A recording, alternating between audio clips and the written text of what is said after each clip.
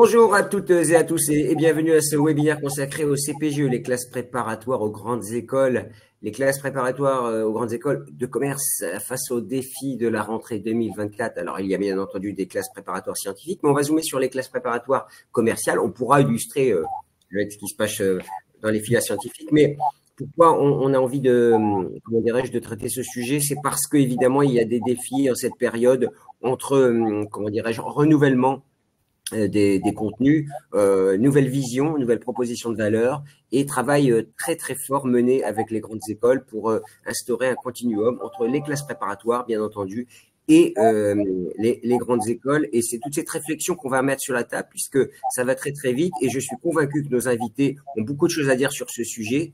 Dès la rentrée d'ailleurs, dès cette fin d'année et dès la rentrée prochaine, il y aura des nouveautés, on en reparlera.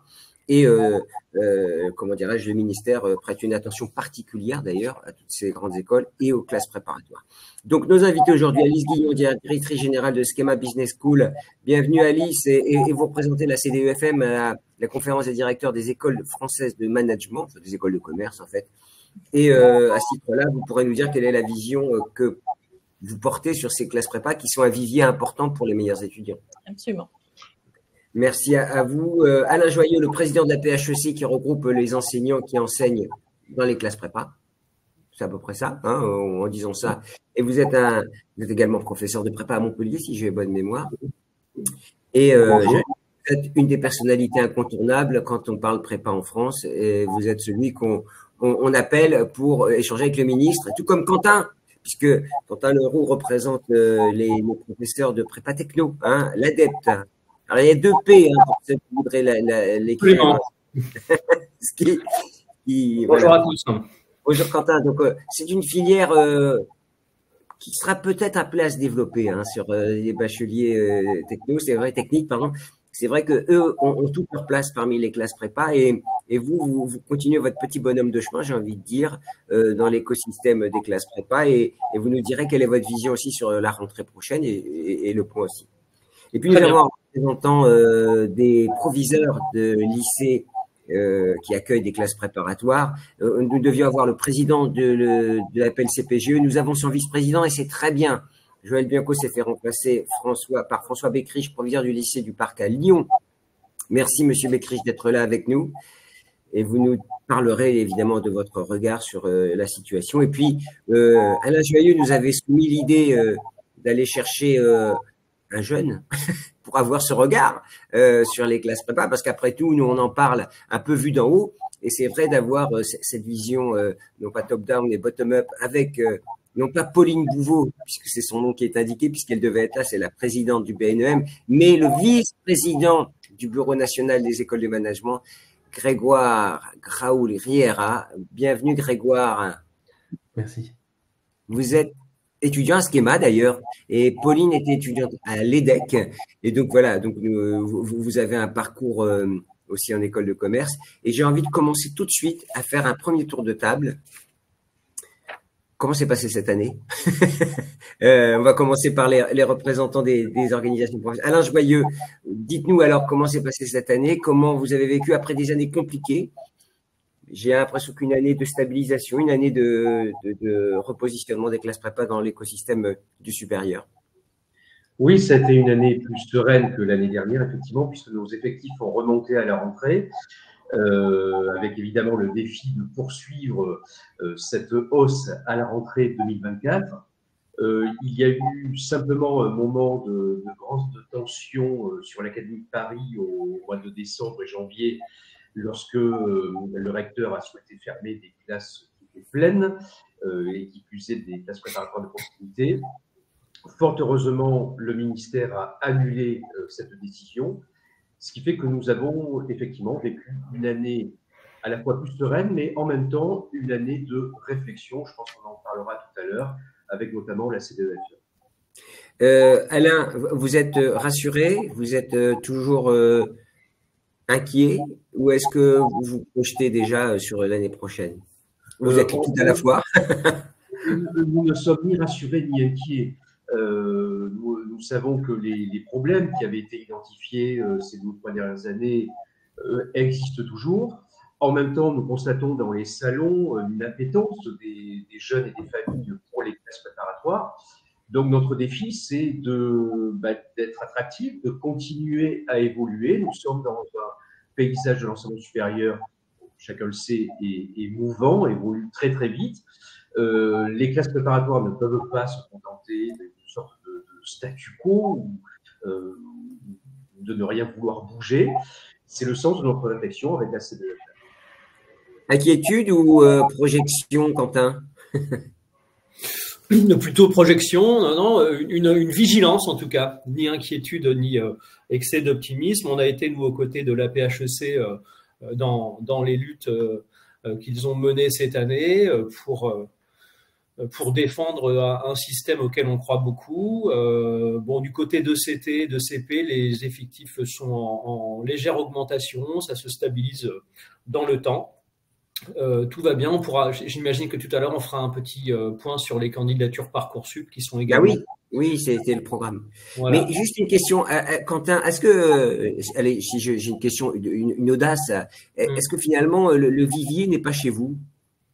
Bon, je crois qu'il est partout, le vivier. Le vivier, il n'est pas plus chez nous qu'ailleurs. Hein. Il est chez nous, certes, mais il est également dans tous les élèves de terminale de la voie générale. Hein. Je crois qu'en fait, on est tous d'accord sur un point, c'est que le vivier, il est beaucoup plus important qu'on le croit et que notre boulot, et c'est d'ailleurs pour ça qu'on a été élu à ces postes-là, c'est de faire connaître la prépa, ses possibilités, la grande chance que c'est pour un étudiant de suivre ce cursus. Moi, j'ai pas du tout d'inquiétude sur le vivier, c'est notre capacité à le convaincre et puis aussi à rassurer nos tutelles sur la légitimité et la solidité de notre action.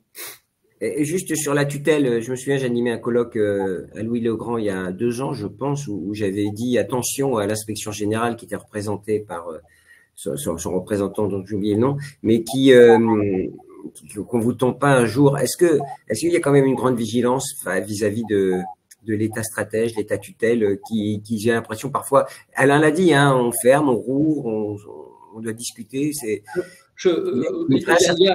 Je sais pas, encore une fois, c'est de la vigilance, de la communication.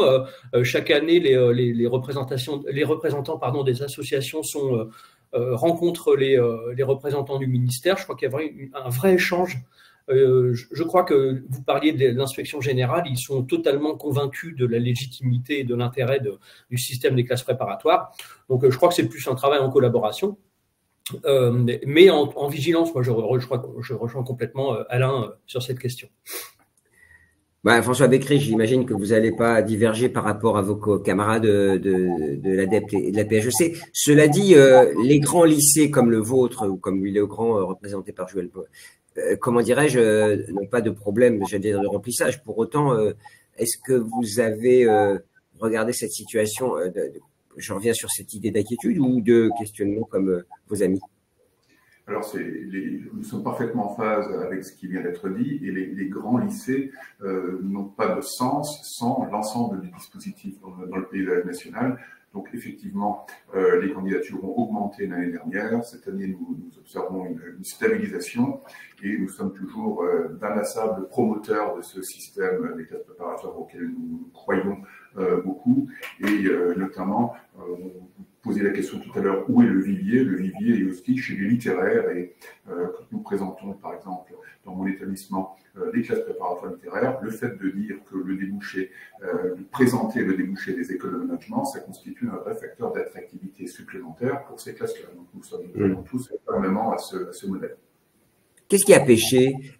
Pardonnez-moi la question, François, je me permets de vous bousculer un peu. Au fond, on a l'impression que les grands lycées n'ont pas de problème. Vous voyez, c'est pas chez vous qu'on va fermer des filières ou des classes, c'est ailleurs, c'est les prépas de proximité. Est-ce que c'est pas très compliqué d'aller chercher ces effectifs un peu ailleurs? Parce que vous n'avez pas de problème de remplissage, j'imagine.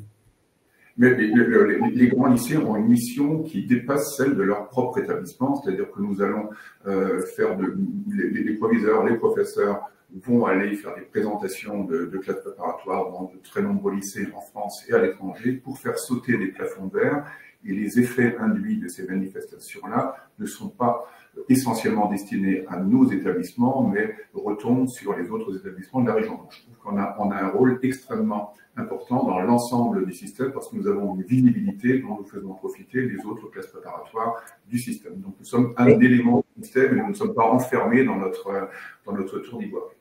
Ouais, j'allais vous poser la question, tous les grands lycées jouent le jeu?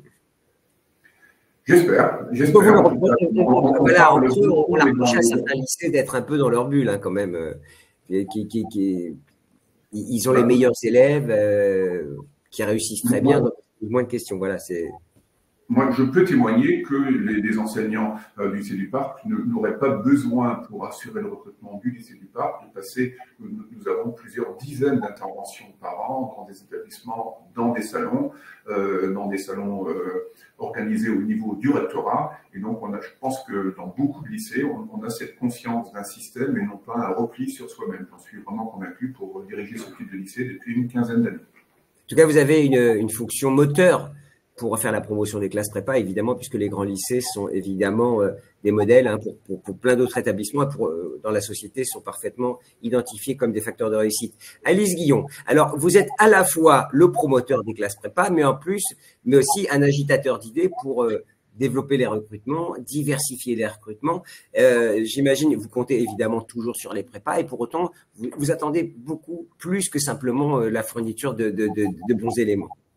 Oui, bah alors déjà, on réaffirme à la CDEFM, hein, je pense que, et Alain le sait, et Joël aussi, on affirme vraiment notre attachement aux classes prépa et le fait d'avoir lancé le Continuum il y a plusieurs années, qui paraît un peu bateau aujourd'hui quand on en parle, mais qui reste vraiment d'actualité, c'est de pouvoir continuer de lier notre pédagogie et d'assurer vraiment une continuité entre ce qui se passe en prépa et ce qui se passe en école.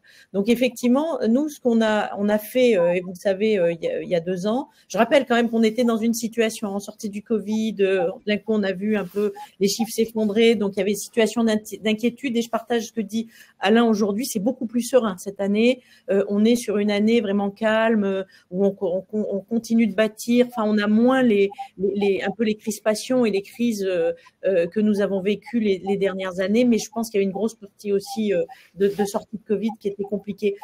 En revanche, quand on a fait cette enquête dont on pourra reparler le cas échéant, mais pour identifier quels sont les enjeux et sûrement comment sont vues les classes prépa auprès des familles et évidemment des jeunes gens, on s'est aperçu que effectivement les classes préparatoires sont extrêmement importantes. Elles ont une visibilité et un pouvoir, j'allais dire, très fort auprès des familles, parce que ce sont d'excellentes formations qui amènent à des réussites évidemment professionnelles. Et alors, ayant dit ça, oui, on a engagé un certain nombre d'axes de réflexion avec la PHEC, sur laquelle nous sommes en train de travailler, que ce soit les mathématiques, une réflexion sur le concours, la qualité de vie commune dans nos écoles en prépa. Mais Alice, on abordera ces points-là tout à l'heure, puisqu'on en parlera des groupes de travail. Alice, voyez bien aussi là où je veux vous emmener, et pardonnez-moi si je veux un peu de polémique, mais après tout, c'est le rôle des journalistes.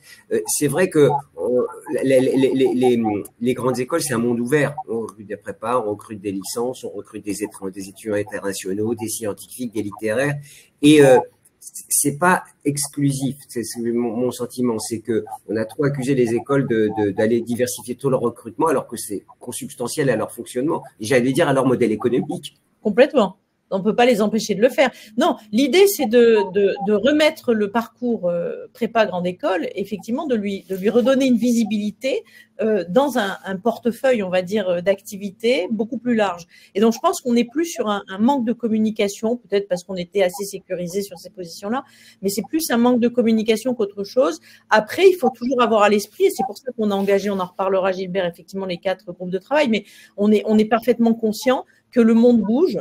Et que à l'international, nous, on va beaucoup recruter d'étudiants à l'international. Il n'y a aucune raison qu'ils ne viennent pas recruter chez nous. Donc, une fois qu'on a dit ça, forcément, on est obligé aussi de se réinventer. Et donc, ça, c'est vraiment un message et un travail qu'on doit faire ensemble. Oui, c'est bien pour bien poser les termes du débat, c'est de dire, c'est pas on recrute d'autres profils et ça mange sur les prépas. Non, non, c'est bien d'aller chercher les élèves qui voudraient aller en prépa et puis de continuer cette diversification. Exactement. Alors, on va demander à Grégoire et pas à Pauline, parce qu'il y a encore le prénom de Pauline, mais Grégoire. Alors, d'abord, qu'est-ce que ça vous inspire? Parce que alors, vous êtes passé par une prépa vous-même? Oui, moi j'ai fait une prépa BL, donc lettres, mathématiques, sciences sociales. Alors? Qu'est-ce que ça m'a... Ils sont passés par la prépa, ils sont toujours très contents. Ah, moi, la prépa, je suis très content de ma prépa, de comment je l'ai vécu.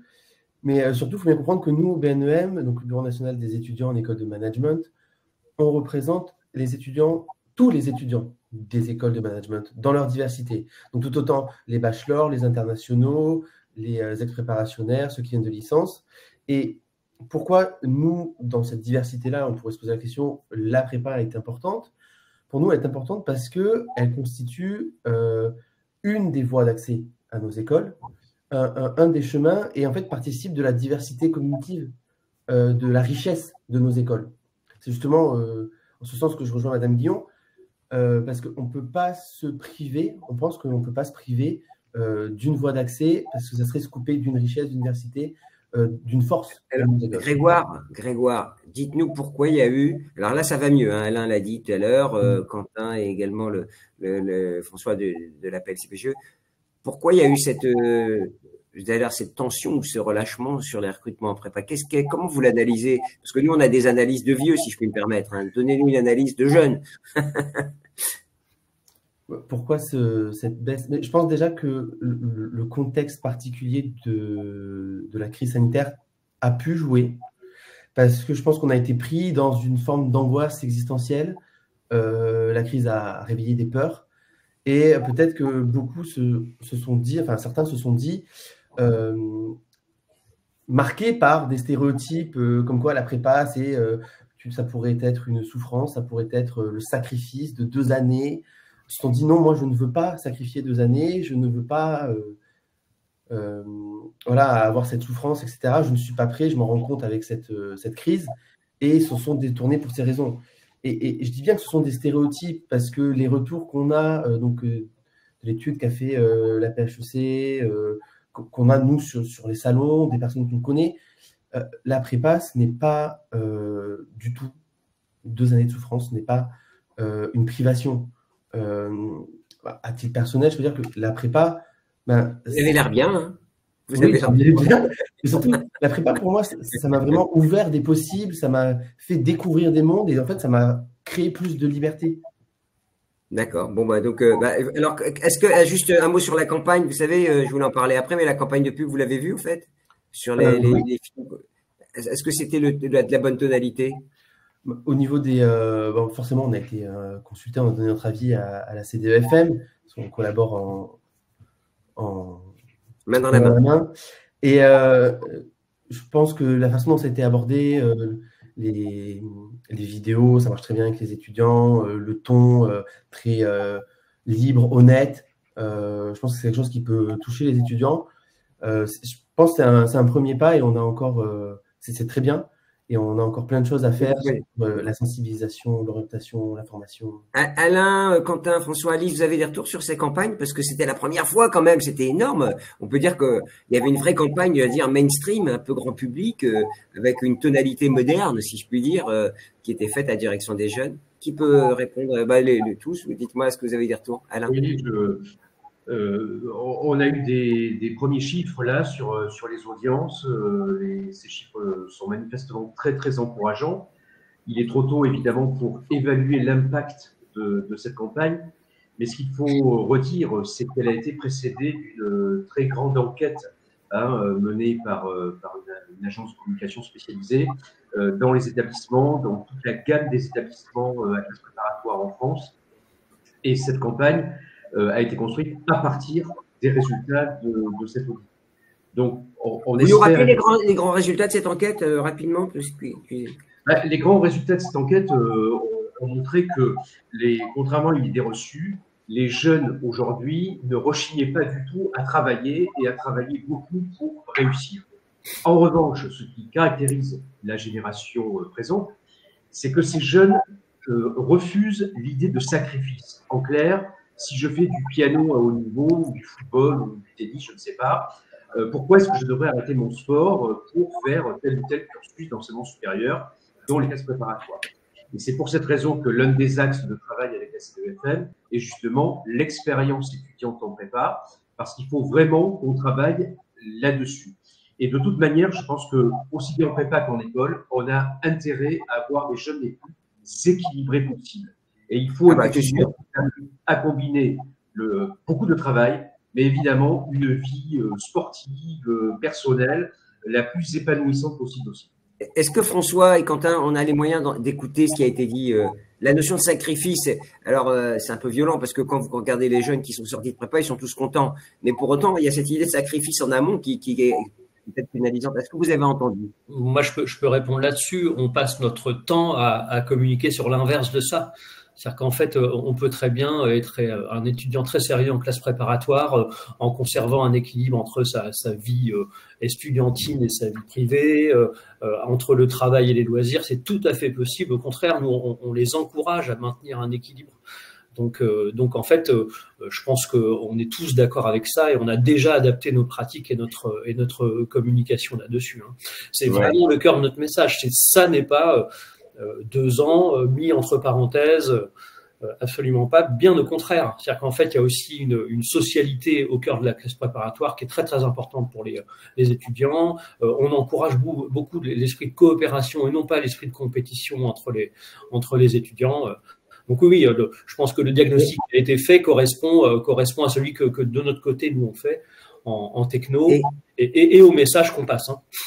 Je suis d'accord avec ça. Mais j'allais vous interpeller, François, juste une question. François, vous représentez les grands lycées, y compris, je vous mets dans les Parisiens. Il y a cette image quand même qui est attachée aux grands lycées parisiens où on rentre un peu comme ça. Est-ce qu'il faut faire un peu votre révolution culturelle aussi dans ces grands lycées où il y a cette idée qu'on ne va pas être l'idée de sacrificiel ou l'idée de vie monacale? Il faut aussi culturellement, y compris les grands lycées fassent leur mue. Alors, l'appel CPGE ne représente pas que les grands lycées. L'appel CPGE. Non, mais vous voyez très bien ce que je veux dire. Lycées, on est bien d'accord. L'ensemble des lycées du territoire, mais c'est vrai qu'il souffle un vent particulier dans ces établissements-là, que la notion d'équilibre est importante, mais on communique en amont et ensuite pendant le cursus.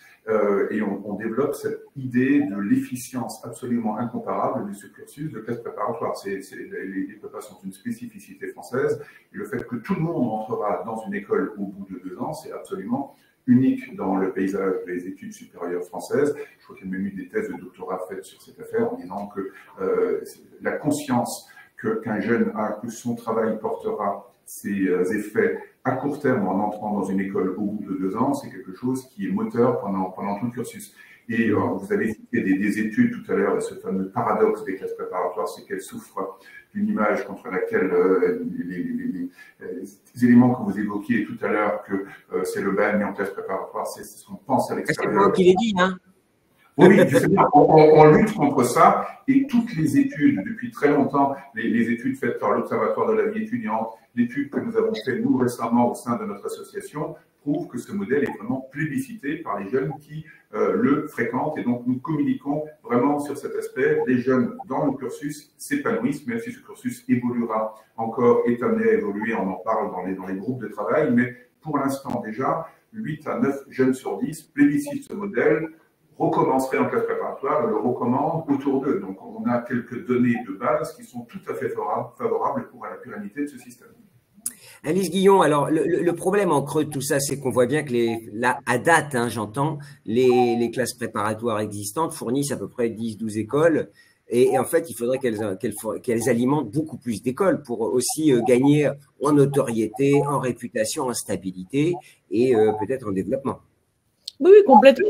Et c'est pourquoi je pense la campagne de communication vise à sensibiliser ou à toucher des jeunes qui seraient peut-être dans des régions dans lesquelles il n'y a pas de classe préparatoire à côté d'eux, donc qui n'en entendraient pas parler, parce qu'on a aussi le problème de l'orientation, je pense qu'il faut soulever, et qui est un point important. Et occupe après, justement. Oui, c'est ça. Et donc, à un moment donné, il faut qu'on, avec cette campagne, comme l'a dit Grégoire, l'idée c'était d'aller toucher et de parler vraiment aux jeunes qui ont besoin en fait d'informations pour pouvoir s'orienter sereinement.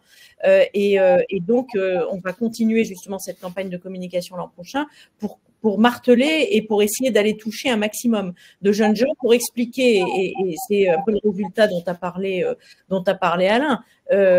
Oui, il faut essayer de démystifier l'idée de sacrifice dans la classe prépa. De l'autre côté, il faut quand même qu'on bouge aussi des choses conjointement pour se rendre évidemment encore plus attractif quand on compare toutes les différentes opportunités qu'ont les étudiants entre l'international et la France. Et donc, il faut aussi qu'on sache faire ces choses-là. Donc, on a un peu de boulot pour que le périmètre, et en tout cas l'entonnoir de recrutement soit extrêmement important pour que toutes les écoles puissent faire tranquillement, j'allais dire, leur job, et que les étudiants, de toute façon, ont tous une école et qu'ils puissent s'épanouir dedans. Donc, il y a un travail à faire. On est quand même content que ce soit stabilisé et qu'il y ait un petit retour à la hausse. Maintenant, Oui, il faut qu'on continue de marteler. Moi, je reste persuadée, je le dis depuis le début, que tant qu'on n'a pas fait un effort complet de communication pour rendre de la visibilité au parcours, on pourra difficilement interpréter ce qui se passe.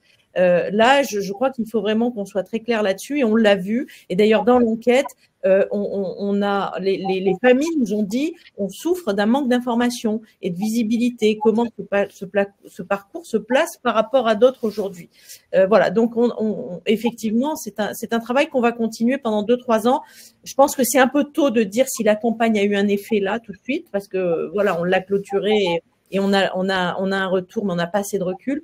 Donc, il faudra peut-être attendre 2-3 ans pour avoir vraiment le recul et être capable de dire oui, effectivement, c'était un problème de communication ou d'autres choses. Et à ce moment-là, il faudra effectivement qu'on continue. Il ne faut pas trop traîner, Alice, quand même. 2-3 ans, c'est du moyen terme. Sur les axes de communication, ça y est, on va voir les copies seront rendues là au printemps.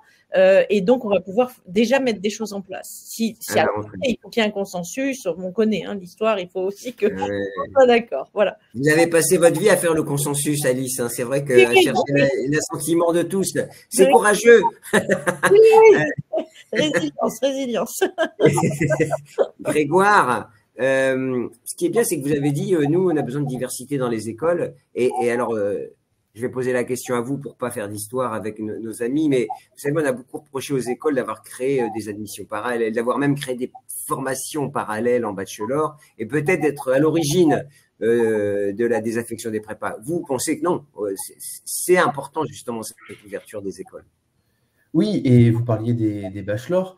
Les bachelors n'ont pas les mêmes visées, les mêmes utilités au sein des écoles que les classes préparatoires et ce qu'on appelle le programme grande école dans lequel on rentre après la prépa.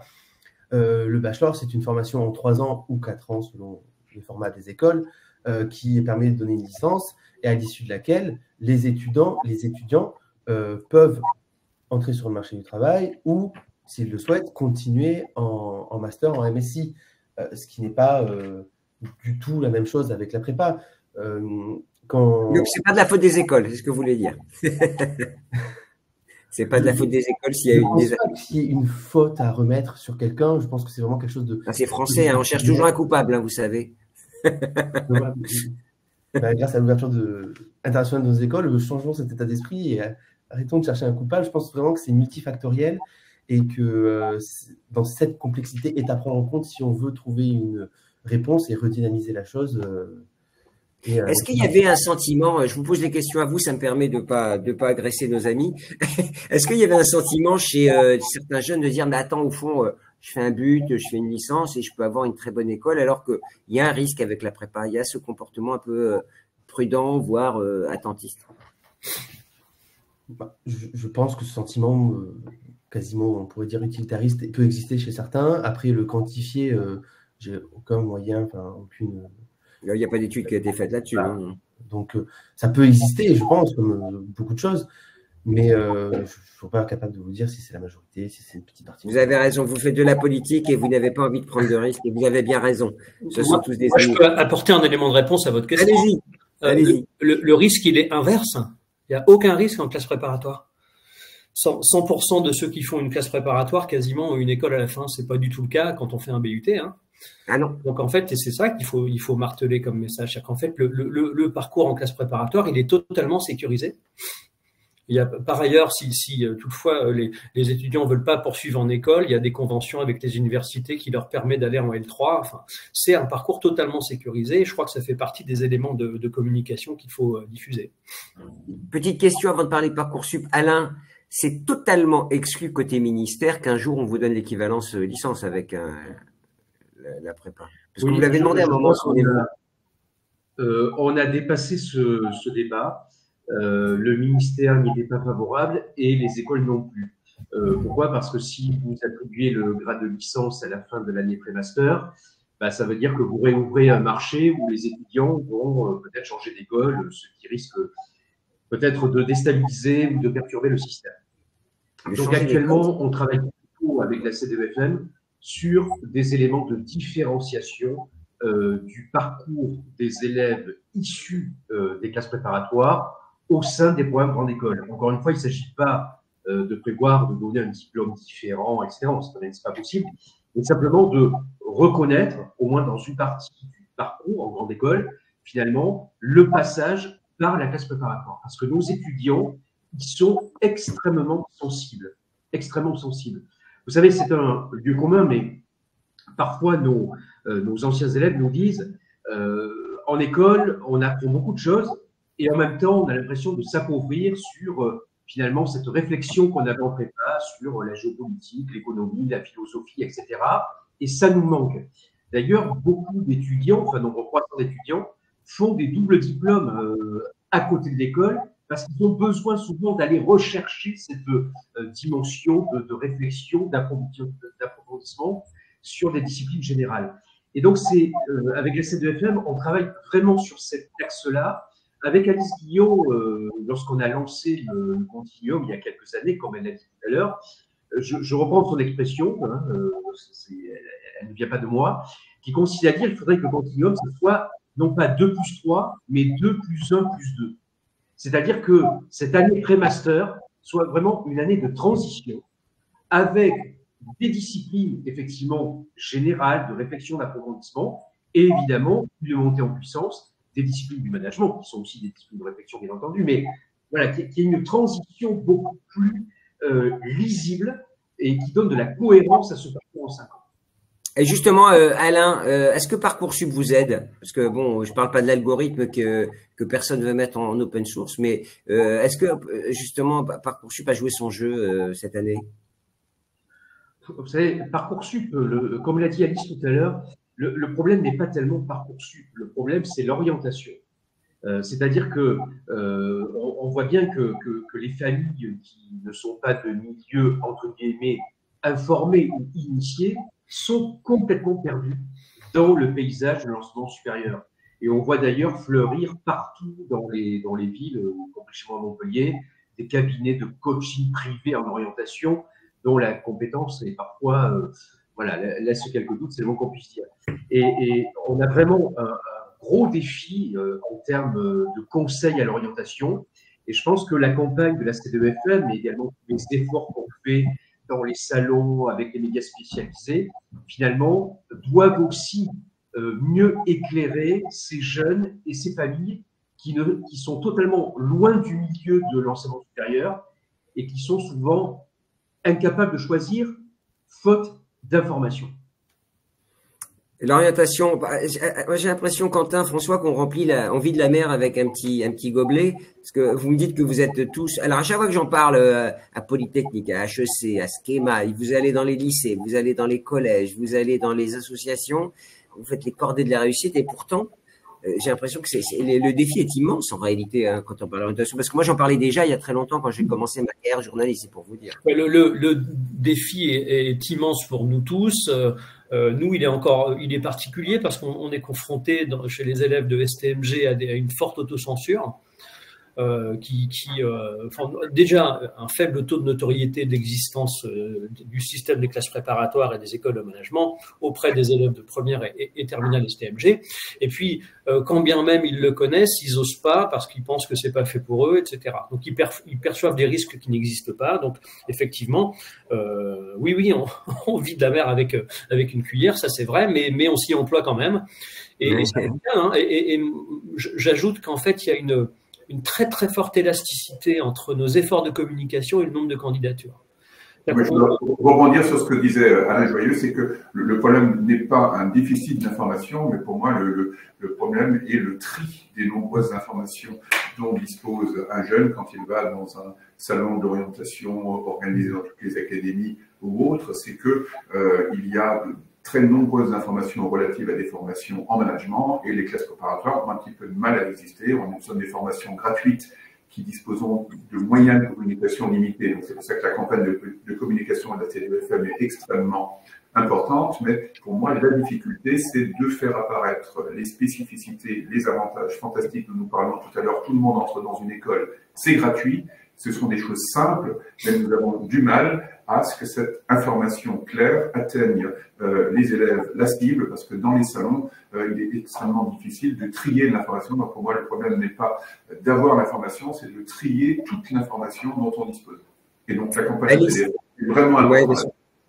Alice, on voit bien l'injonction qui vous est lancée aux grandes écoles, c'est à vous de faire le job, j'ai presque envie de dire, parce que vous l'avez dit, vous avez financé la campagne. En fait, vous avez financé la campagne des prépas publics et quelques-unes privées, mais c'est-à-dire que vous avez une couche supplémentaire, une surcouche de boulot, et c'est peut-être aussi ça la grande difficulté pour les prépas et le travail de communication. Alors, il y a une chose sur les éléments et les retours de cette campagne, et je pense qu'on doit s'en féliciter, Alain, la PHEC et nous à la CDFM, c'est que ça nous a permis véritablement, il y a eu plusieurs millions de vues, on n'a pas les chiffres complets, mais ça se compte en millions, donc c'est une très très grosse audience. Il y a eu un écho très favorable un peu partout, on a reçu des messages de félicitations de tout le monde, voire même d'entreprises qui ont eu accès à ces résultats. Et en tout cas à la campagne. Et on a eu un travail, je pense, beaucoup plus fluide entre les classes prépa, les profs de classe prépa, les proviseurs et la CDFM et les écoles. Donc ça, c'est vraiment bien. Moi, et il faut bâtir là-dessus parce que on avait tendance un peu à se regarder en se disant bon, c'est la faute de l'un, c'est la faute de l'autre, mais voilà, je pense que ce qu'on a réussi à faire, c'est que maintenant, on a la même intention commune et il faut qu'on travaille ensemble. Mais c'est à vous de faire le job, c'est ce que je vous dis, Alice. Il faut qu'on évolue ensemble. Alors moi, je dis oui, il faut que nous, on fasse le job. Mais là où c'était bien, c'est qu'on a été beaucoup relayés par les classes prépa, alors qu'effectivement, dans ce qu'on avait fait avant, on avait l'impression de travailler un peu chacun dans notre coin. Donc là, il faut qu'on fasse plus ensemble. Et je pense que le secret de la réussite, c'est vrai que si on se dit, c'est les écoles qui vont tout faire et puis voilà, on les regarde et puis on leur dit ce qu'il faut qu'elles fassent, ça marchera pas. Ça, c'est clair. Parce qu'on est au bout d'un moment.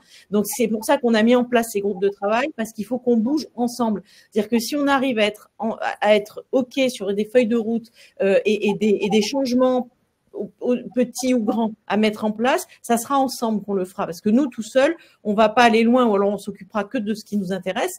Et au fond, on sera toujours à se regarder en chien de faïence. Donc, je crois que cette campagne, ça a permis véritablement d'apprendre d'autres façons de travailler. Alors, vous allez me dire, il était temps parce que depuis les le monde change. C'est un peu dommage. Mais je pense qu'il faut bâtir sur ces succès-là. Et en revanche, ça ne se fera qu'ensemble. C'est-à-dire, si nous, on fait des choses et que les classes prépa nous disent, vous savez, on n'est pas d'accord, c'est pas bien, évidemment, les écoles vont dire, OK, nous, on n'est pas d'accord, vous faites pas bien non plus. Et là, ça sera stérile, il se passera rien. Donc, ce qu'il faut, et moi, mon job, et je pense qu'avec Alain, on essaie de le faire du mieux que nous pouvons, mais il faut vraiment faire en sorte qu'il y ait l'envie de travailler ensemble et surtout, le fait de se dire, si on fait des choses ensemble, ça va aboutir. On n'aura pas une énième fois le pilier de grève au bout du chemin vont dire non, on n'est pas d'accord. Voilà. Ça, c'est vraiment. Alice, ça veut dire que toutes les écoles, celles qui ont besoin de prépa, celles qui n'en ont pas besoin parce qu'elles les remplissent mécaniquement, si vous voyez à quoi je fais référence, c'est-à-dire que tout le monde doit se mobiliser. Alors moi, je pense qu'à la CDEFM, on en parle, c'est simple. À chaque CA on fait un point et à chaque AG, on en parle au moins une demi-heure. Donc, la sensibilisation depuis 3 ans, je pense qu'elle est forte. Et les grandes écoles, évidemment, ne souhaitent pas, elles ont une inquiétude, elles ne souhaitent pas se dire, mais nous, on n'aura plus de classe prépa parce que l'existence même de la grande école, elle repose sur justement non seulement le continuum, mais le lien indéfectible avec la classe prépa. C'est pour ça qu'on a été créé aussi. Donc, on peut pas renoncer. Alors, je vais passer la parole non pas à Pauline, mais à chaque fois, je veux passer la parole à Grégoire et je vois écrit Pauline. Grégoire, alors, tout ce qu'on a dit, évidemment, vous l'avez compris, c'est comment régénérer, comment densifier toutes les classes prépa. Est-ce que vous avez une recette magique à donner avant de passer au point au groupe de travail? Alors, je ne crois pas forcément à la magie, mais je pense que vraiment, on parle là des écoles et des CPGE dans ces actions, mais je pense que ça va aussi plus loin. Nous, par exemple, à notre échelle, on contribue aussi à cela en allant, depuis cette année, on aide la PHEC en apportant un témoignage étudiant dans les salons d'ex-préparationnaires. On a mis en place des missions d'orientation qu'on veut massifier, densifier, justement parce que c'est le nerf de la guerre pour nous, comme on l'a dit depuis tout à l'heure, c'est cette question de l'orientation. Le sourcing. Il y a le besoin d'une information qui soit claire, qui ne soit pas fallacieuse, parce que parfois sur les salons, on voit des informations qui ne sont pas forcément véridiques.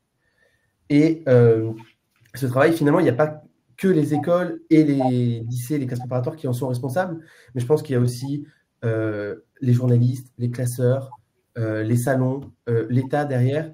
Il faut vraiment que, pour atteindre le but qu'on recherche, qui est que tout le monde ait les mêmes chances parce que tout le monde a la même information fiable. Mais le problème, ouais. Alice, Alain, Quentin, mes invités, le problème, c'est que les écoles de commerce fonctionnent plutôt bien.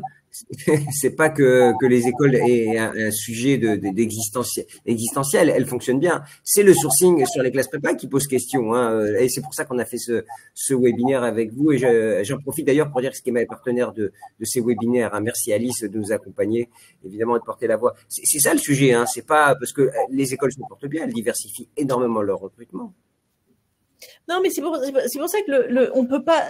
Quand il y a eu un peu cette chasse, à savoir, oui, c'est la faute des écoles ou c'est la faute de l'international ou c'est la faute, c'est pas le bon sujet. Je pense que et c'est pour ça que je le redis et j'en suis persuadée. Il y a effectivement une évolution parce que nous, voilà, nous sommes des établissements qui sont en constante évolution parce que nous avons des modèles économiques qui doivent être en constante évolution. Il y a un marché international de l'éducation qui est une réalité qu'on ne peut ignorer. Il y a 40 ans, il n'était pas comme ça, mais aujourd'hui, il est comme ça. Il y a une globalisation de l'enseignement supérieur et donc, il y a des nouveaux entrants, de la compétition et donc, tout le monde doit s'adapter. Donc, forcément, les écoles ne sont pas restées figées complètement sur une seule voie. Parce que sinon, elles étaient toutes mortes. Sinon, il n'y a plus d'école. Donc, alors, c'est pourquoi je pense qu'en revanche, ce qui s'est passé, c'est qu'on s'est dit, ça, finalement, ça marche super bien, il n'y a pas besoin de le toucher. Donc, là où on a mis des efforts de communication très importants pour lancer de nouvelles filières, des doubles diplômes, des campus, voilà, pour évoluer, mais on n'a pas fait cet effort de communication conjoint. Sur les classes prépa parce qu'on s'est dit ça marche bien donc il n'y a aucun problème. Je pense qu'il est là aussi le souci. Ouais, c'est ça. Il fallait anticiper en fait, c'est ce que vous nous dites. Et après l'orientation, moi je mets au défi parce que je pense qu'il y a un vrai problème en France sur l'orientation et là on en parle avec le ministère mais il faut le prendre à bas le corps. Dans les personnes qui orientent les gamins, est-ce qu'aujourd'hui elles sont parfaitement au courant de tout ce qu'il y a dans les dispositifs justement offert aux étudiants? Non, poser des questions, voyez les questions que les étudiants nous posent quand ils viennent sur les salons, ça veut dire que, alors je veux pas jeter le bébé avec l'eau du bain, il y a des gens très bien qui sont dans l'orientation, mais je ne sais pas par quelle voie ils sont updatés sur ce qui se passe dans les écoles, dans le public, voilà. Il y a probablement un défaut dans la chaîne de communication. Et je crois qu'on est victime de ça. Je raconte souvent cette anecdote. Mon ancien patron à l'étudiant disait, vous savez, les conseillers d'orientation, c'est les COPSY, les conseillers d'orientation psychologues. À partir du moment où on a mis le mot psychologue à côté d'orientation, ça a posé un problème. Il fallait juste parler d'orientation et d'avenir plutôt que de médicaliser ce sujet qui n'en est pas réellement un sujet médical, hein, c'est un sujet d'avenir et plutôt positif. On devrait avoir les deux, à la fois des conseillers, des coachs et des orientations. Si je peux juste intervenir sur cette question, il y a des acteurs très importants en matière d'orientation, ce sont les professeurs principaux en première et en terminale. Et vous savez que depuis quelques années, il y a 2 professeurs principaux en classe de terminale. Bon, c'est une évolution salutaire, mais le problème, c'est que ces collègues à qui je rends hommage font ce qu'ils peuvent. Mais quelle formation ont-ils? À quelle occasion sont-ils briefés sur effectivement les possibilités qu'offrent les différentes filières d'enseignement supérieur? Eh bien, il n'y a quasiment rien.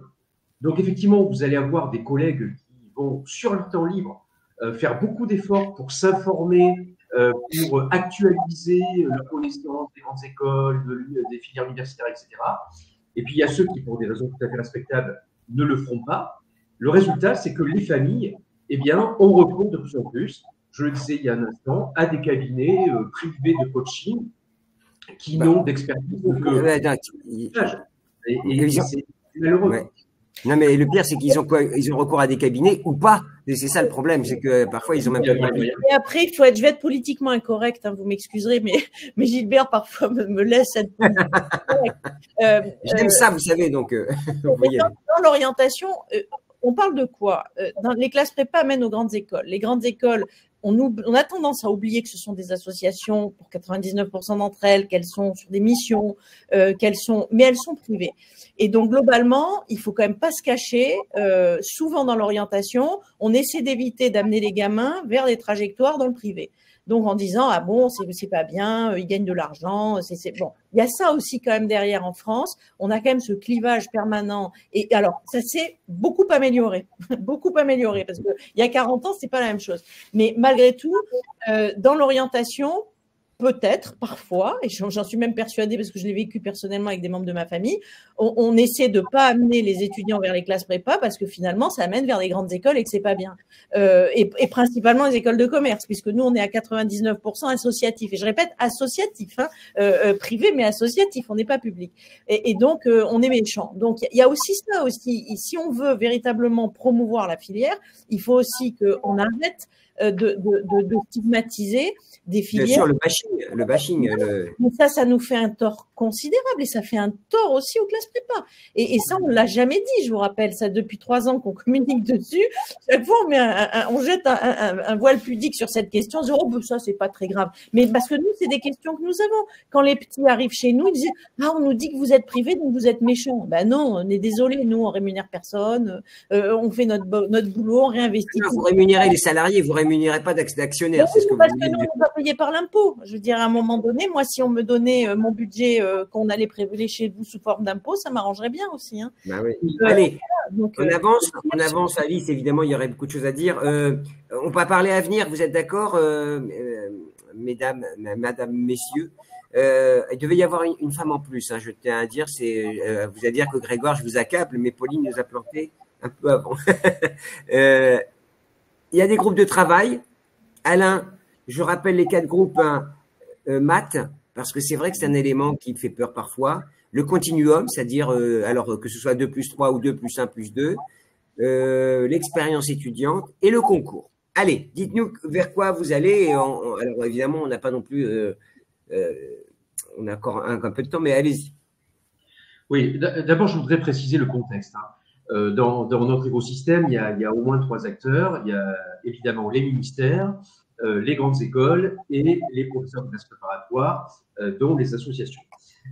C'est vrai que, bon, on connaissait l'historique, il y a eu l'épisode l'année dernière avec cette réforme qui a été rejetée parce que lorsqu'on touche évidemment aux horaires, on touche au service des enseignants, à leur rémunération, à la reconnaissance qu'ils perçoivent, et vous mettez les gens dans la rue. D'autre part, il faut bien voir que nous avions déjà eu une réforme il y a 4 ans, donc qui n'a jamais été en fait réellement évaluée. Donc tout ça a créé un contexte dont on a vu les résultats l'année dernière. Pour autant, est-ce que ça veut dire qu'on ne peut rien faire? Eh bien, la conviction que j'ai et que nous avons avec les grandes écoles, c'est que nous pouvons avancer ensemble. entre école et professeur de classe préparatoire, et qu'il y a des choses sans doute à faire évoluer sans pour autant tout de suite remettre en cause les horaires de telle ou telle discipline ou le statut de tel ou tel enseignant. D'où cette idée, effectivement, de travailler sur le concours. Et encore une fois, à ce jour, il n'y a pas de résultat. Mais est-ce que le concours, au fond, n'est pas trop compliqué, trop lourd? Est-ce qu'il ne fait pas peur aux jeunes? Sur la lisibilité du continuum, au fond, nous disons, quand on rentre en classe préparatoire, on s'engage pour 5 ans, mais la perception qu'en ont les familles et les jeunes, c'est d'abord 2 ans et un concours qui fait peur à la fin. Là aussi, il y a des choses à faire probablement. L'expérience étudiante, on en a parlé tout à l'heure. La question des mathématiques. Vous savez qu'en ECG, il y a 2 parcours de mathématiques. Et il ne faut pas se le cacher, le parcours maths approfondi a des difficultés de recrutement, notamment dans les prépas de proximité. Et donc, ça pose 2 questions. Un, d'abord, est-ce que les grosses écoles tiennent absolument à avoir 2 parcours de mathématiques? Lorsque vous interrogez les écoles du haut de tableau, la réponse est clairement oui. Hein, on a fait une première réunion d'un groupe de travail. La réponse est oui. Dont acte. Donc, derrière, comment faire en sorte de mieux identifier ces 2 parcours? Et notamment, de convaincre des jeunes qui s'intéressent aux mathématiques de choisir mathématiques approfondies. Est-ce qu'il faut remettre en cause l'interclassement? Est-ce qu'il faut mieux écarter les coefficients entre les 2 parcours? Bref, est-ce qu'il faut mieux différencier les programmes? C'est aussi une piste. Est-ce qu'il faut revoir les épreuves de mathématiques au concours? Mais la question n'est pas... C'est vrai qu'on focalise également sur les mathématiques, mais on pourrait la focaliser aussi. Par exemple, est-ce que les jeunes comprennent pourquoi ils ont le choix entre géopolitique et économie? Est-ce que là aussi, il y a des choses à faire, des évolutions à prévoir? Donc pour l'instant, si vous voulez, c'est une réflexion grande école, professeur de classe préparatoire à travers la PHEC. Et nous verrons. Moi, j'espère que nous pourrons avancer ensemble sur des éléments que nous avons la capacité de mettre en place, et peut-être qu'un jour, eh bien, nous serons capables de porter des propositions communes devant nos tutelles. On n'en est pas là pour l'instant. Je pense que nous avons une marge de manœuvre. Juste avant de passer la parole, j'en profite pour saluer Bruno Magliolo qui, en plus d'être un ami, est inspecteur d'académie, a écrit des bouquins. Alors en matière d'orientation, c'est un des plus prolixes en matière d'ouvrages sur les filières, les formations, et il a conseillé des centaines de milliers de jeunes. Et son avis, même s'il se dit retraité de l'éducation, il est encore très actif. Il nous dit on a quand même l'impression que la communication est un peu défensive. Et vous avez dit, à juste titre, Alain, non, on est plutôt offensif. Donc, vous voyez qu'il faut travailler aussi sur les représentations quand même. Hein. Ça, c'est quand même un vrai sujet. Et il va falloir être peut-être encore plus agressif à l'avenir sur la valeur des classes prépa. Je ne sais pas ce que ça vaut aussi, ça veut.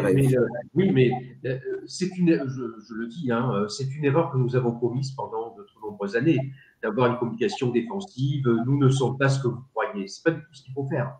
Il faut mettre en avant ce que nous sommes, pourquoi nous sommes attractifs et pourquoi ça vaut le coup de venir en prépa et en grande école. Et je rebondis juste 3 secondes sur ce qu'a dit Alice tout à l'heure. Là aussi, il me semble que de chercher les responsabilités entre prépa et grande école, ce débat est dépassé. De toute façon, chacun est bien conscient que les écoles ne peuvent pas se développer avec un vivier de 10 000 étudiants. Nous savons très bien que, vu les effectifs au concours 2023, donc le dernier concours, théoriquement, seules 13 écoles peuvent remplir. Donc, ou elles disparaissent ou elles développent le recrutement.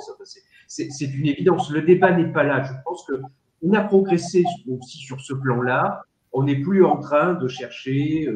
Alors justement, quand on n'est plus en train de chercher des légitimités, là, Laurent Fernandez, est-ce que à chaque fois on me pose cette question, Alice, François, Quentin et même Pauline alias Grégoire ou Grégoire alias Pauline, une question sur est-ce que finalement au fond ça fait la différence, parce que j'avais un patron de grande école il y a très longtemps, me disait ce qui compte c'est pas tant le niveau d'entrée que le niveau de sortie.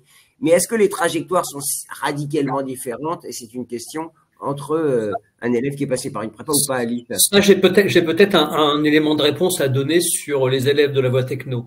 Ils nous disent tous, 10 ans après, que la classe préparatoire a été déterminante dans leur carrière, dans le choix des recruteurs. Donc c'est quelque chose de très, très, très majoritaire dans les témoignages qui nous reviennent. C'est que le fait qu'ils aient eu le courage de faire une classe préparatoire pendant 2 ans compte encore énormément aux yeux des directeurs des ressources humaines. Donc ça, c'est Alice, vous avez des études salaires chez vous, plein de Oui, trucs oui, sur oui. les- Non, mais on parle pas. Enfin, j'allais dire, et Grégoire l'a dit tout à l'heure, et c'est dans sa bouche d'étudiant, et ça, je le remercie pour ça. On parle pas de la même chose. C'est-à-dire que l'étudiant qui rentre en classe prépa, dans 90% des cas, ça lui a pas passé l'antichambre du cerveau de se dire qu'il allait faire un bachelor. Donc, on parle pas de la même chose. Dans le bachelor, on est sur des programmes plus courts, qui sont plus professionnalisants, qui sont sur des débuts de carrière qui sont pas les mêmes. Ce que disait, je pense c'est Quentin, l'étudiant qui fait une classe prépa et un master grande école, il sort à des niveaux de rémunération et des niveaux de responsabilité qui sont pas les mêmes, mais tout simplement aussi parce qu'il a un master et que les autres n'ont pas de master. Donc en fait, sur le démarrage de la carrière, on parle pas des mêmes choses. Alors après, là où il faut être, mais tous conscients, c'est que on fait une classe prépa, on fait une grande école, on démarre bien sa carrière et on réussit. Et quand on a fait, et effectivement, les entreprises, je confirme, viennent chercher des étudiants de niveau master qui souvent en France, qui souvent ont fait des prépas parce qu'ils sont extrêmement bien formés. Mais ça permet de démarrer la carrière. Après, on peut avoir fait une classe prépa et pas réussir sa vie professionnelle. Attention, comme disait je sais plus qui, vous avez autant d'imbéciles de tous les côtés. C'est pas parce qu'on fait une classe prépa qu'on est complètement passé à côté du boulet. Mais en revanche, ça permet effectivement de réussir, d'être sur une trajectoire et d'être sur une trajectoire de carrière qui est juste exceptionnelle. Il y a des étudiants qui ont fait des bachelors. Oui, il y en a qui deviennent dirigeants d'entreprise. Oui, il y en a qui vivent à l'international. Oui, il y en a qui réussissent bien. Mais c'est pas, ça vous fait pas aujourd'hui, vos études vous font pas complètement votre carrière comme c'était il y a 30 ans. Heureusement d'ailleurs. Trajectoire qui est une trajectoire exceptionnelle. Et c'est ça qu'il faut avoir en tête. Donc non, ce sont pas les mêmes formations, ce sont pas les mêmes contenus et le démarrage de la carrière n'est pas le même parce que quand on fait un bachelor, c'est un peu plus vocationnel. Donc on est plus sur des thématiques, on est moins généraliste. Donc on parle pas de la même chose en fait. François Beckrich, pour la PLCPGE, votre point de vue, est-ce que là, finalement, qu'on soit passé par une prépa ou pas, avec le temps, ça se nuance, ça se nivelle, j'imagine. Vous aussi, vous avez. Alors, nous sommes au début du processus, donc c'est plus aux employeurs de répondre, mais on accueille par exemple de nombreux employeurs qui viennent entraîner nos élèves pour les oraux aux écoles de management et nous expliquent encore que beaucoup d'employeurs font la différence à la sortie des écoles entre, mais encore une fois, je ne suis pas forcément le mieux placé D'accord. entre les élèves passés par une prépa ou pas passés par une prépa. Grégoire, est-ce que quand vous êtes tous mêlés là en 3e ou 4e année, il y a le clan des prépas, le clan et les autres? Absolument pas.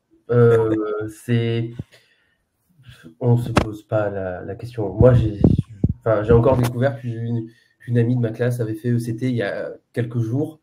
C'est vraiment quelque chose qu'on se pose pas la question.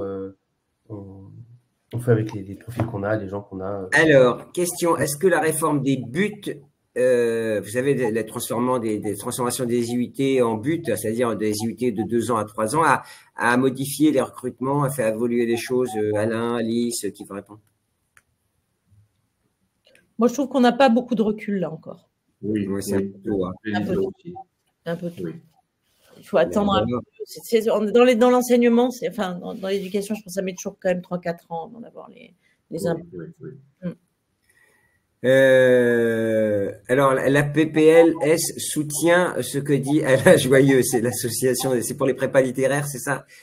D'ailleurs, vous en avez parlé, François Beckrich, il y a peut-être aussi un vivier inexploité, je sais pas, j'ai l'impression. On m'a même dit qu'il y a des écoles qui recrutent parmi les prépas scientifiques. Donc, pour vous dire comme quoi on peut élargir ce vivier des prépas, y compris sur des terrains qu'on n'aurait pas estimés. Les littéraires, ça s'est pas beaucoup développé, j'ai l'impression.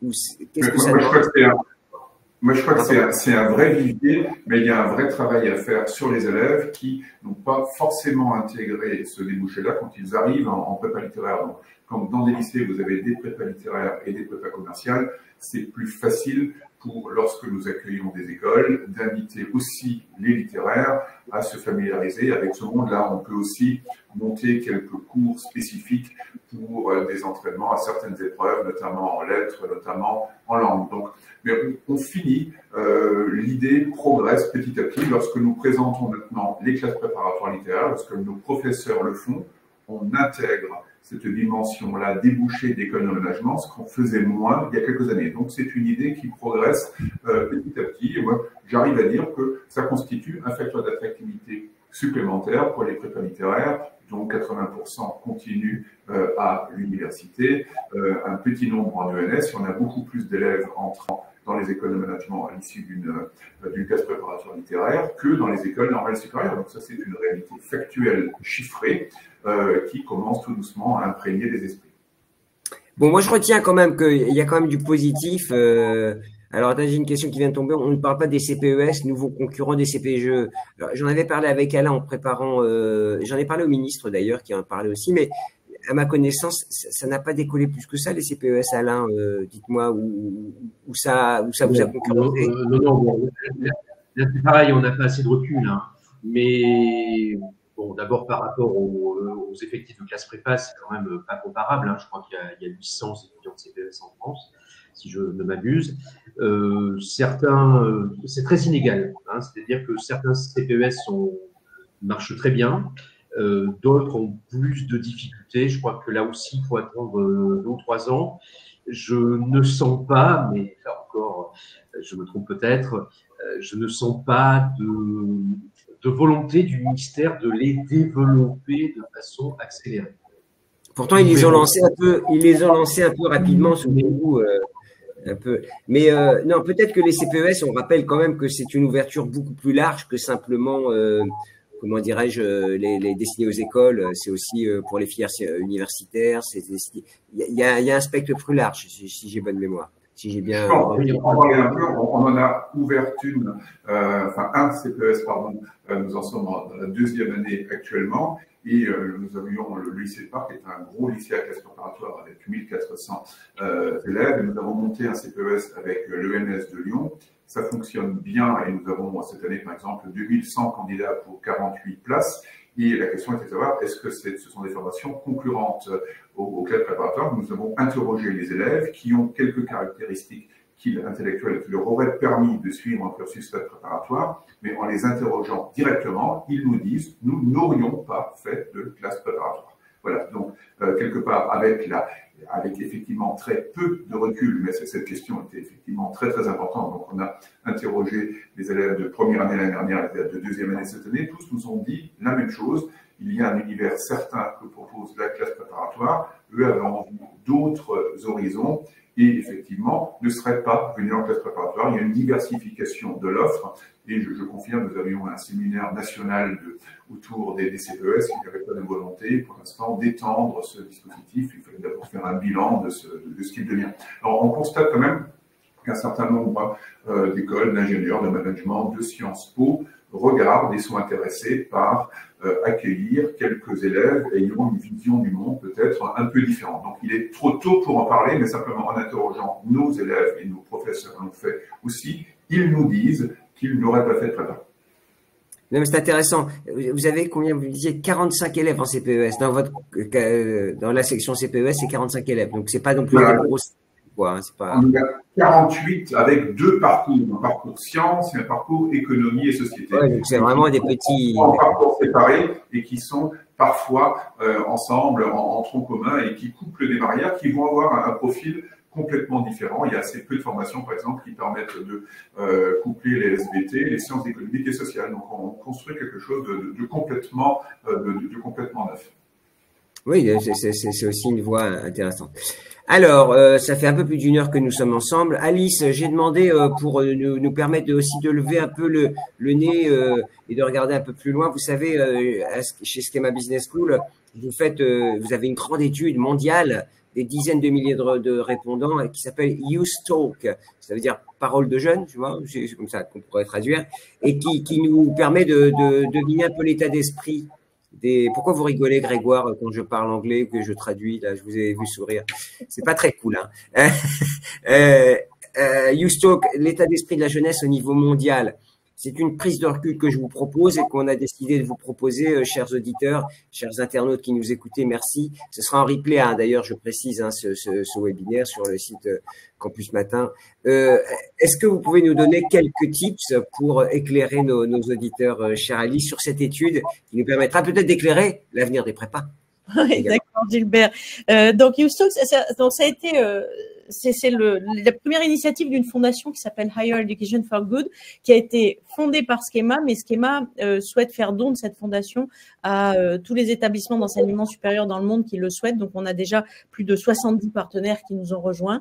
Et actuellement, on est en train de faire tourner un grand forum sur l'équivalent du Youstok, sur les jeunes face à l'intelligence artificielle, qui sera couvert par le Financial Times d'ailleurs. Donc, voilà, on est en train de beaucoup progresser là-dessus. Et donc, on a voulu faire cette enquête mondiale parce que on est parti d'un principe et là, il y a plusieurs écoles qui ont été partenaires avec Schema Youstok. Il y a le SCP, Toulouse Business School, Audencia.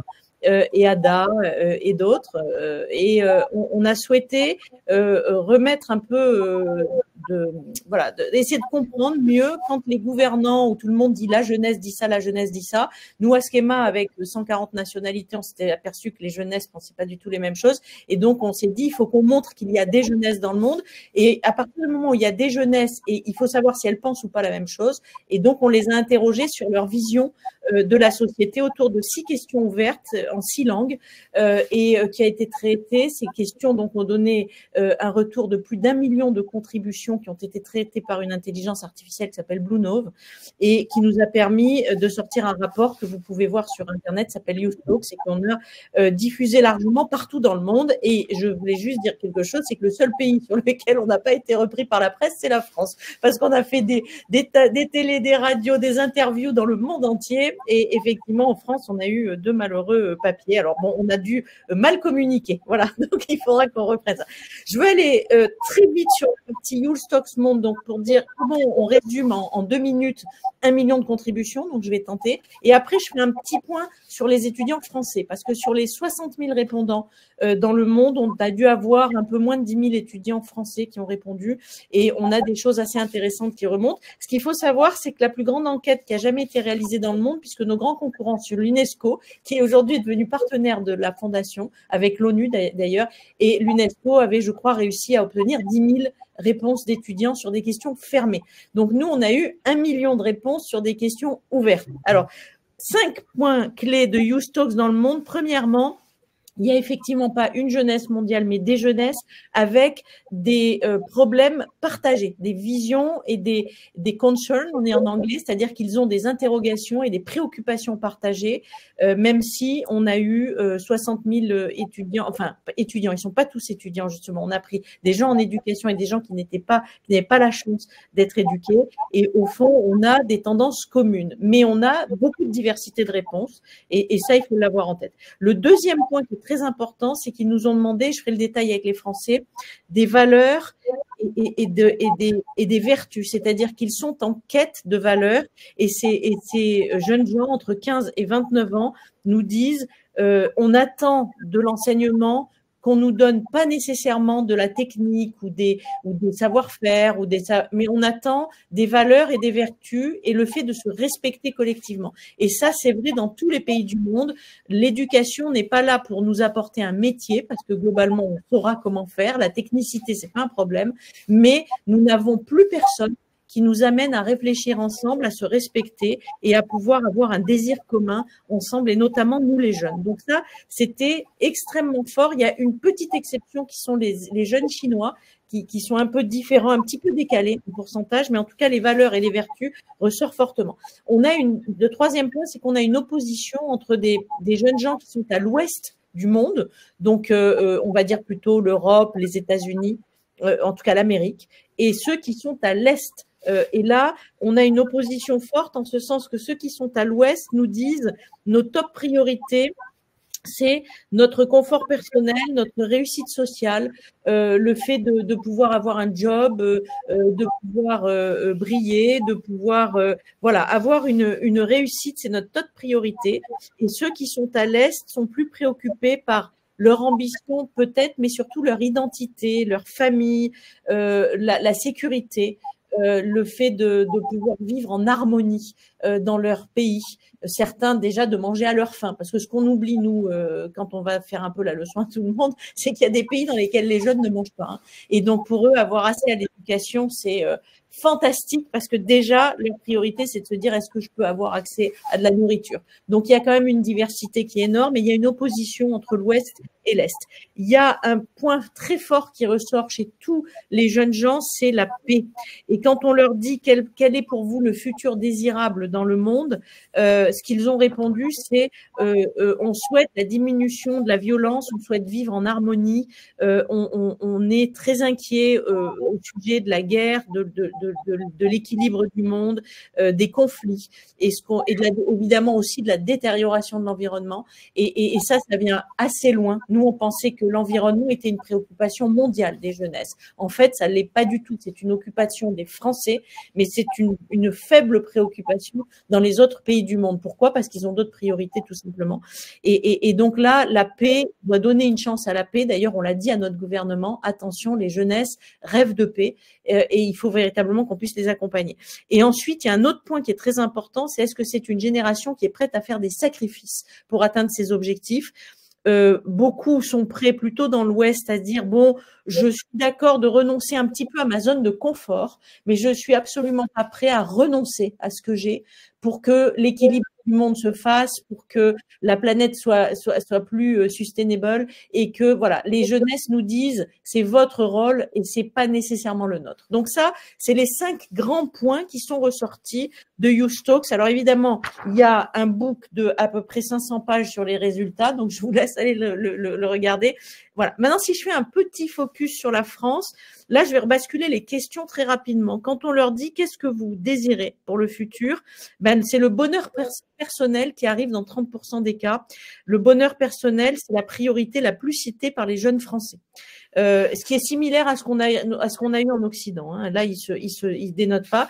Vient ensuite le succès individuel, le développement de sa carrière et la situation financière. Donc, quand on leur dit qu'est-ce que vous désirez pour l'avenir, les jeunes Français entre 15 et 29 ans ne parlent pas d'autre chose que de leur propre réussite. Donc ça, c'est plutôt pas mal pour ce qu'on est en train de faire souvent entre classes prépa et grandes écoles aussi. Quand on leur dit qu'est-ce que vous souhaiteriez pour le monde? Alors là, ils disent, oui, pour 37% d'entre eux, l'environnement, la protection de l'environnement, c'est important, mais pour 36%, la paix, c'est important. Donc, ils sont inquiets sur, effectivement, l'évolution du monde et les conflits. Alors, je rappelle que quand on a fait l'enquête, on était en plein conflit russe-Ukraine et évidemment, ça s'est beaucoup exacerbé, je pense. Pour 13% d'entre eux, ils disent, et on retrouve l'histoire des valeurs et des vertus. Apprenez-nous à travailler ensemble, donnez-nous des valeurs. Aujourd'hui, on ne nous donne pas de valeurs, et notamment dans l'enseignement. Quand on a la chance d'être éduqué, et là, je fais un appel au SCO et au SUP, et on se met dans le lot, ils cherchent plus à obtenir des valeurs plutôt que de la technique. Ou alors, oui, la technique, ils l'auront, c'est-à-dire qu'ils se posent pas la question de ça, mais vraiment leur priorité, c'est est-ce qu'on pourrait essayer d'atteindre de l'harmonie connectivement. Quand on leur dit, qu'est-ce qui vous inquiète pour le futur? Là, il y a une diversité des projets très forts, et on va dire il n'y a aucun projet qui est ressorti. On est en moyenne à 17% de réponses sur quasiment tous les sujets. Il y a à un moment donné une préoccupation financière, économique, où on dit on est inquiet pour l'évolution économique, est-ce qu'on aura, et je fais le retour avec est-ce que je pourrais réussir dans ce monde-là? Je fais le retour avec la première question. Je suis inquiet parce que j'ai l'impression que le modèle, c'est la crise, c'est perturbant. Est-ce que moi, jeune, qui va démarrer ma vie professionnelle, je vais pouvoir réussir dans ce système-là? Donc, on a plus une préoccupation majeure qui reste l'économie et ma capacité à me projeter là-dedans. La santé mentale aussi revient pour 9%, ce qui est pas faible. Hein, on dira est-ce que psychologiquement je vais arriver avec contraintes que j'ai à réussir. Donc, on était assez surpris de voir une préoccupation financière pour les jeunes. On pensait qu'à nouveau l'environnement allait revenir. Principalement, qu'est-ce qui vous inquiète? Ah, ben voilà, l'environnement. Est-ce qu'on pourra tous vivre l'humanité? Ben non, ça arrive beaucoup plus tard dans leurs préoccupations. Quand on leur dit qu'est-ce qui vous préoccupe pour le monde, pas pour eux-mêmes, hein, pour le monde. Alors là, 54% disent changement climatique. La planète, elle va mourir. Et ça, c'est très fort chez les Français, c'est beaucoup plus atténué chez les autres. Et la guerre arrive en deuxième position avec 22%. Qui est suivi, les problèmes économiques, 19% reviennent. Donc l'inquiétude, ma réussite dans cet environnement, ça c'est vraiment la préoccupation des jeunes. Et quand on leur dit ce qui vous préoccupe pour le monde, pour la planète, là vient l'environnement. Donc quand vous posez une question un peu plus fermée, et c'est là l'ambiguïté, hein, attention, parce que quand on dit, si je pose une question fermée à un gamin, là, comme ça, en disant, est-ce que le monde te préoccupe? Il va dire, bah oui, l'environnement me préoccupe. Mais quand on lui pose la question ouverte en lui disant, qu'est-ce qui te préoccupe dans le monde? Ça vient pas. Donc, il faut être très vigilant avec comment on interprète, parce que nous, on est en train de revoir tous nos programmes à l'aune de beaucoup d'informations qu'on nous donne, en nous disant, les jeunes, ils sont comme ça. Mais en fait, dans l'enquête Yostox, on s'aperçoit que les jeunes, ils cherchent quand même beaucoup de choses différentes et ça dépend quelle jeunesse cherche des choses différentes. Alors après, quand on leur pose la question, on leur dit comment vous voudrez agir ensemble pour finalement trouver des solutions pour le futur. Donc là, ils disent il faudrait qu'on agisse ensemble effectivement par rapport à l'environnement. Il faudrait qu'on agisse ensemble par rapport au rapport à autrui. C'est-à-dire comment on peut se respecter et évoluer ensemble parce que ils le voient, ils sont entre eux, ils ont du mal, le multiculturalisme c'est compliqué, puis surtout aller se dire que l'autre pense pas la même chose, c'est compliqué. Donc ils en sont conscients les jeunes en disant on aimerait pouvoir discuter ensemble et ça vous devriez nous aider, les discriminations, les inégalités, le paradoxe individualiste. Donc ça ressort beaucoup sur s'il faut agir ensemble, mais on aimerait que vous nous aidiez à faire ça. Voilà, ça c'est un point aussi particulier. Alors là, le dernier point qui est assez incroyable, c'est quand on leur dit, bon, ok, vous avez un futur désirable, vous nous avez dit, vous étiez inquiet, maintenant, voilà, vous voulez agir ensemble, qu'est-ce que vous êtes prêt à abandonner pour que vous puissiez vivre ensemble? Et là, ils disent, pour 40% d'entre eux, alors le monde entier, les jeunesses disent, nous, on n'abandonne pas grand-chose. Donc voilà, on vous a dit ce qui nous préoccupait, merci de faire le job. Les petits Français disent, on veut bien abandonner un petit peu de notre zone de confort. C'est-à-dire que on a notre consommation, c'est qu'on est dans un pays où finalement on mange à notre faim, on peut critiquer, on peut dire qu'on n'est pas d'accord, voilà. Mais on veut bien abandonner un peu de la zone de confort, c'est-à-dire le surplus. Mais bon, on va pas aller quand même au-delà. Mais la zone de confort, on est prêt à regarder ça. Et là, on est rentré dedans. Et on leur dit, bah, dans votre lifestyle, dans vos habitudes, etc., bah, il y en a quand même 27% qui disent on n'est pas prêt à abandonner notre lifestyle, nos habitudes, nos voyages, nos activités pour atteindre ce qu'on veut. Ça, on n'est pas prêt. On est prêt à abandonner des petites choses matérielles, donc des zones de confort, mais après, il ne faut pas trop quand même nous en demander. Exagérer. C'est tout à fait acceptable parce que encore eux, ils sont prêts à donner plus que d'autres dans le monde, mais dans le monde, les jeunesses sont pas prêtes à abandonner beaucoup de choses. Et surtout, ils ne veulent pas abandonner leur ambition personnelle et leur bien-être, le bien-être de la famille, le bien-être de nos êtres chers. On n'est pas prêt aujourd'hui à vraiment à abandonner beaucoup. Et dernière question pour l'enseignement supérieur. Dans mon futur désirable, qu'est-ce que je souhaiterais apprendre? Eh bien, on retrouve ce que disaient les jeunes, 31% priorisent, on voudrait apprendre des valeurs et des vertus, respect, solidarité, tolérance, effectivement, compétences interpersonnelles, comment on travaille ensemble. Alors oui, comment on pourrait ensemble protéger l'environnement, ça ressort pour 28% d'entre eux. Les humanités, les sciences sociales arrivent beaucoup plus tard, tout ce qui est autour de l'IA. Alors c'est pour ça qu'on a fait là on fait un focus sur l'IA. Voilà, j'arrête Gilbert. Mais c'était pour un petit peu ces éléments-là. Oui, vas-y. Allez. Juste un dernier mot sur l'IA en 30 secondes, parce que c'est aussi important avant qu'on se quitte, parce que voilà, nos webinaires font 1h10, 1h15, on a déjà dépassé. C'est un engagement que je prends et puis je remercierai tous nos intervenants qui commenteront peut-être l'étude. Sur l'IA, Alice, juste un mot. Oui, alors c'est en cours. Donc, on vient de lancer, on a d'accord, ok.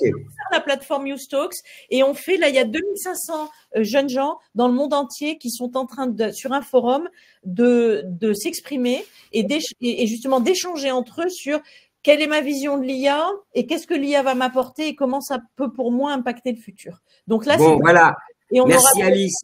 Alice, c'était passionnant. Alors, François, Alain, un mot sur toutes ces études. J'imagine que ça nourrit un peu votre réflexion pour la suite et puis ça sera le mot de la fin. François? Alors, je crois que ça constitue notre feuille de route et il faut que nous continuions à travailler ensemble parce qu'il y a du travail effectivement pour continuer à promouvoir ce système dont nous sommes tous convaincus des vertus fondamentales, l'efficience, la gratuité. Il y a des causes plus difficiles à défendre. Merci François Beckrich, et on souhaite bon vent à l'OL qui sera en finale de la Coupe de France de foot. J'en profite parce que je sais que là-bas ça marche beaucoup et c'est très important. Alain? Oui, s'il y a vraiment un endroit où on peut acquérir des valeurs et des vertus, c'est bien la classe préparatoire. Donc je trouve qu'on est vraiment en phase. Ne lâche rien. Avec l'étude, effectivement, il est très dommage qu'elle n'ait pas eu plus d'écho en France parce qu'elle est passionnante. Oui, effectivement, en prépa, cette année, le thème de culture générale 2023-2024 était la violence. Donc, les jeunes de prépa ont dû particulièrement s'éclater, comme on dit, avec ce thème. Ils font de la géopolitique, de l'économie. On a beaucoup de transition écologique dans ces programmes. Donc, c'est vraiment l'endroit qui correspond vraiment à l'acquisition des valeurs et des vertus. Je dirais également, et en quelques secondes, le sentiment qu'on a en tant que prof de prépa, c'est que les jeunes, aujourd'hui, raisonnent moins qu'avant en termes de carrière. Ils ne se projettent pas à 30 ou 40 ans. Ils ont envie d'abord de se développer sur le plan personnel, de faire quelque chose d'intéressant, d'impactant. Et la classe prépa, justement, ce qu'ils recherchent, ce qu'ils apprécient, c'est qu'on leur donne, non pas des techniques, évidemment, on ne sait pas, mais on leur donne les outils pour faire peut-être 4 ou 5 métiers, pour se reconvertir. Ah oui, c'est ça. Dans un monde incertain.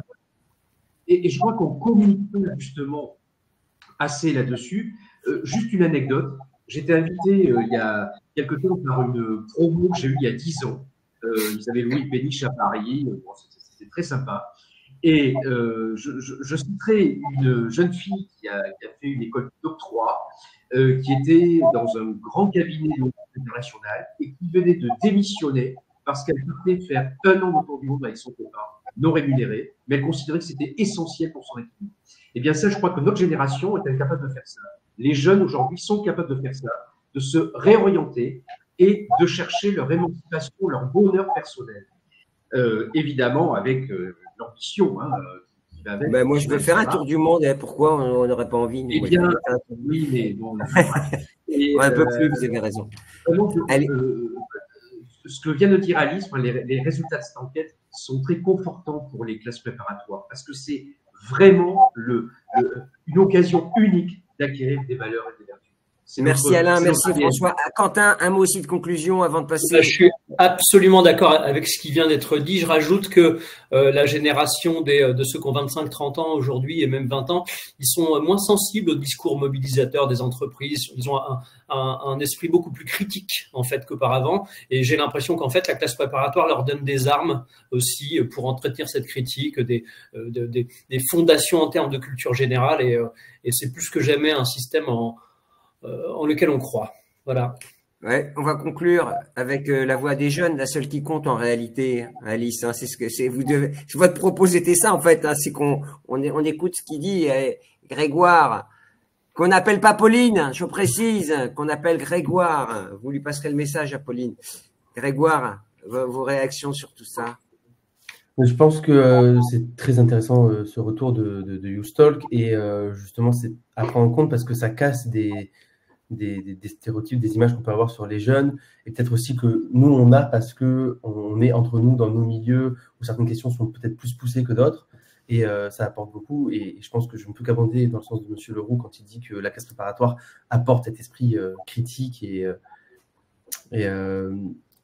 c'est en totale phase avec finalement les demandes des jeunes d'aujourd'hui. Alain l'a dit aussi, hein, et François aussi. Et Alice, merci Alice Guillon, vous nous accompagnez sur ces webinaires dédiés et consacrés au CPGE. Merci à Schema Business School, merci à Alain Joyeux, la PHEC, merci à Quentin Leroux de l'ADEP, merci à François Beckrich, APL CPGE, voilà, il y a un acronyme un peu plus long. Et merci à Grégoire, hein, qui représente le BNEM. Je crois que c'est la première fois que le BNEM. Merci à Alain Joyeux de nous avoir donné cette idée, puisque vous avez dit on pourrait penser au BNEM. Donc voilà. On rend à César ce qui est à César. Merci à tous les internautes qui nous ont accompagnés. Merci, c'était passionnant. À très bientôt pour un nouveau webinaire consacré au prépa. Merci. Au revoir. Au revoir. Merci, au revoir. Au revoir.